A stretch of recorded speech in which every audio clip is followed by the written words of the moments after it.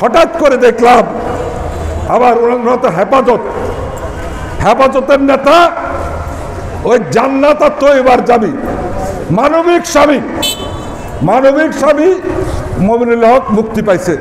কি উল্লাস রে বাবা, ডান্স করতেছে রাস্তায় হ্যাঁ, নির্লজ্জের মতো।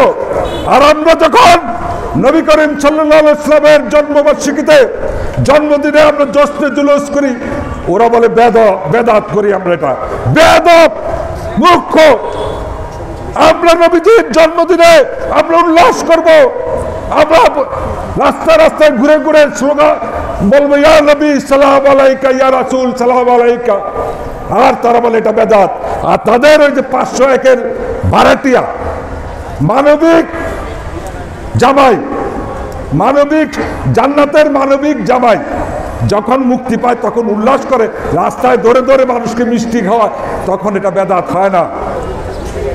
তারা ইমাম হোসেনকে, নিরস্ত্র ইমাম হোসেনকে কতল করেছে, তারাও মাওলানা ছিল, তারাও মুক্তি ছিল। সুতরাং আল্লাহর দরবারে বিচার হবে কে সঠিক কে বেঠিক। আপনার লেবাসে যেহেতু মাওলানা, আপনাদের বলবো না কান ধরতে, আমরা বলবো অবিলম্বে বিবৃতি দিয়ে নারায়ণগঞ্জের মানুষের কাছে ক্ষমা চাইতে হবে। আর যদি ক্ষমা না চান, নারায়ণগঞ্জের মানুষ আপনাদের এই কুরুচিপূর্ণ বক্তব্য পতিতালয়। আমার বন্ধুরা বলেছে, জাহাঙ্গীর বলেছে, আরে ভাই আমরা তো দেখি সব মা বোন, রাস্তা দিয়ে যারা হেঁটে যায় তারা সব মা বোন। আপনি ছিলেন কেমনে পতিতা? আপনি কি ব্যবসা করেন নাকি? আপনার সাথে এটা কোনো সংযুক্ত আছে নাকি? সুতরাং অবিলম্বে ব্যবসা তো অবশ্যই করবে না কেন? সোনার গায়ে প্রমাণ আছে না, রয়্যাল রিসোর্টে ধরা খাইছে না, এগুলি তো বিবেচনা আনতে হবে। রয়্যাল রিসোর্টে ধরা খাইছে, একবার কয় কি 1 মাস ডিউটি করা, কথা ভালো বলছে যে আপনারা মানুষের শান্তির জন্য, ইসলাম হচ্ছে শান্তির ধর্ম, এখানে যেন শান্তি শৃঙ্খলা বজায় থাকে। মাওলানা ফেরদৌস আপনি 1 মাস এখানে ডিউটি করেন।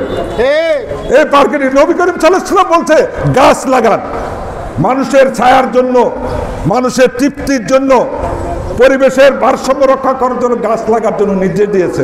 ম্যাপ তো সেই কাজটি করেছে। এই গাছের নিচে আইসা করে আপনি ডিউটি করেন, গাছপালা যেন কেউ না ভাঙে, গাছের ফুল যেন কেউ নষ্ট না করে, আপনি এসে ডিউটি করেন।